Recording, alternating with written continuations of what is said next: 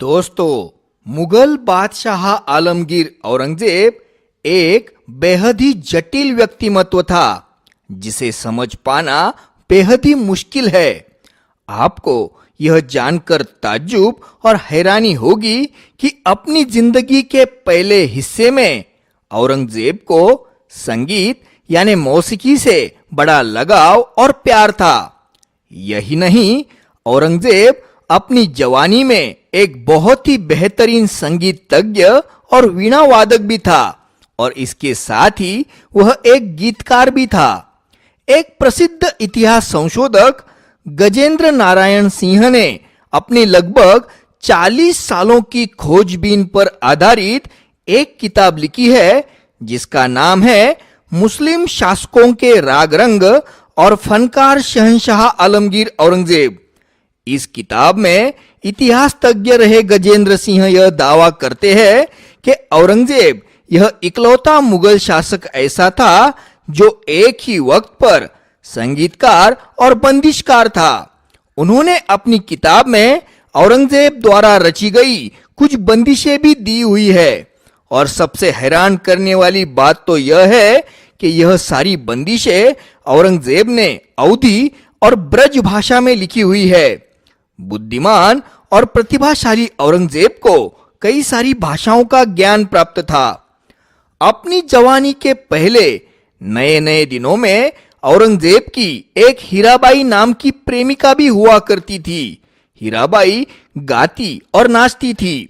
औरंगजेब बड़े ही सुरीले स्वरों में समुद्र वीणा नाम का एक तंतुवाद्य बजाता था और उसकी प्रेमिका रही हीराबाई उसके धुन पर नाचती और सुरीले आवाज में गाती थी। लेकिन दुर्भाग्य से हीराबाई की बहुत ही जल्द मृत्यु हो गई थी और औरंगजेब का दिल संगीत मौसीकी के प्रति उदासी से भर गया था। जब औरंगजेब हीराबाई के प्यार में मशगूल था तब शाहजहां ने उसे दक्कन के सूबेदार के तौर पर नियुक्ति दे दी थी। औरंगजेब के बड़े भाई ने दारा शिकोह ने अपने छोटे भाई औरंगजेब की शिकायत अपने पिता शाहजहां से की थी।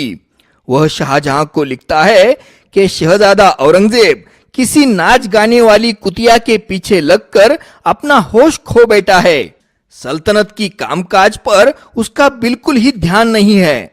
हीराबाई के मृत्यु के बाद औरंगजेब का मन संगीत से उठ गया था और दिन ब दिन वह कट्टर चरमपंथी धार्मिकता की ओर झुकने लगा था। बाद में तो औरंगजेब संगीत का मौसीकी का दुश्मन ही बन गया था। जब औरंगजेब हिंदुस्तान के तख्त पर बादशाह के तौर पर बैठ गया तब उसने मुगल दरबार में रहे सारे संगीतकारों की, गायकों की और कलाकारों की छुट्टी कर दी थी। यही नहीं, उसने अपने राज्य में संगीत पर पाबंदी भी लगा दी थी। इन सारे संगीतकारों की, गीतकारों की, शायरों की, गायकों की संख्या हजारों में थी और यह सारे कई सारी पीढ़ियों से मुगल दरबार में उनके दादा परदादाओं के जमाने से आश्रित थे। उनके जीवन यापन का एकमात्र साधन यानी संगीत और मौसीकी ही था, तो वह बिल्कुल रास्ते पर ही आ गए थे। इन सारे हजारों कलाकारों को मुगल दरबार से नियमित तनख्वाहें मिलती थी। अब औरंगजेब ने वह तनख्वाहें देना बंद कर दिया था, इसलिए औरंगजेब का काफी सारा पैसा अब बच रहा था। तो औरंगजेब अपने इस निर्णय से बड़ा ही खुश था। संगीत मौसीकी इस्लाम के विरोधी है, यह कारण औरंगजेब ने बताकर यह मौसीकी पर पाबंदी लगा दी थी। औरंगजेब ने अपने इन निर्णयों पर अमल करने के लिए मुहतसिब नाम के कुछ अधिकारी भी नियुक्त किए थे जिनका काम केवल यही था कि अगर किसी भी घर से गाने के स्वर या फिर वाद्य बजाने के स्वर आए तो उस घर में घुस जाए और उन वाद्यों को जब्त कर कर तोड़ दिया जाए। तो जल्द ही मुगल सल्तनत के सारे शहर शांत शांत रहने लगे। गाने बजाने वाले तो रास्ते पर ही आ गए। रास्तों पर आए इन हजारों कलाकारों ने औरंगजेब के खिलाफ आंदोलन करने का निर्णय ले लिया। उनका यह आंदोलन अहिंसक और बड़ा ही अनूठा था। बेचारे सारे पीढ़ीजात कलाकार थे और जरा भावुक स्वभाव के थे, तो हिंसा का रास्ता अपनाने के बारे में वह सपने में भी नहीं सोच सकते थे। तो इन सारे हजारों कलाकारों ने इकट्ठा आकर एक शुक्रवार के दिन को चुना और औरंगजेब जिस समय पर जुमे की नमाज अदा करने जाता था उस वक्त उस शाही मस्जिद के सामने उन सारे कलाकारों ने एक जनाजा निकाला। वह जनाजा था मौसीकी का जनाजा। तबला, वीणा, दिलरुबा आदि वाद्य कंधे पर उठाकर वह मातम मना रहे थे, जोर जोर से चिल्लाकर रो रहे थे और ऐसा कह रहे थे कि मौसीकी मर गई है।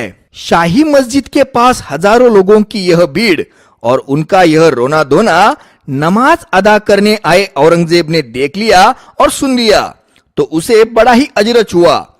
औरंगजेब ने अपने वजीर से इसके बारे में पूछा तो उसके वजीर ने उसे पूरी घटना के बारे में बता दिया। तब औरंगजेब ने बड़ी ही गंभीर मुद्रा बनाते हुए अपने वजीर से कहा कि इन सारे कलाकारों के नेता लोग और प्रतिनिधियों को हमसे मिलने के लिए नमाज के बाद बुला लो। हम उनकी पूरी बात सुनेंगे और कोई ना कोई रास्ता जरूर निकालेंगे। जब उन आंदोलनकर्ताओं को इस बात का पता चला कि खुद बादशाह औरंगजेब ने उन्हें मिलने के लिए बुलाया है तो उन्हें बड़ी खुशी महसूस हुई। उनकी उम्मीदें जग गई और उन्हें पूरा यकीन था कि औरंगजेब अब मौसीकी पर लगाई हुई पाबंदी को अब हटा देगा। तो फिर बड़ी उम्मीदें लेकर वह औरंगजेब से मिलने गए। बादशाह औरंगजेब ने बिल्कुल शांति से और चेहरे पर कुछ भी भाव न दिखाते हुए उनकी पूरी बात सुन ली। आखिर में औरंगजेब बोला कि आपकी तकलीफें मैं समझ सकता हूं, लेकिन फिर भी आपने मौसीकी का जो जनाजा निकाला है वह एक बड़ा ही नेक और पाक काम है। यह तो खुदा का काम है। मेरी दुआएं आपके बिल्कुल साथ है। आप एक काम कीजिए, आप एक बड़ा गहरा गड्ढा खुदवाकर इस मौसीकी के जनाजे को उस गड्ढे में बड़े गहराई में दफना दो। अगर भविष्य में इस मौसीकी के जनाजे की रूह फिर से बाहर निकली तो फिर मैं आपकी खैर नहीं करूंगा। चलो जाओ और मौसीकी के इस जनाजे को अच्छे से दफनाओ। उसकी शांति के लिए कलमा फातिया सब पढ़ो।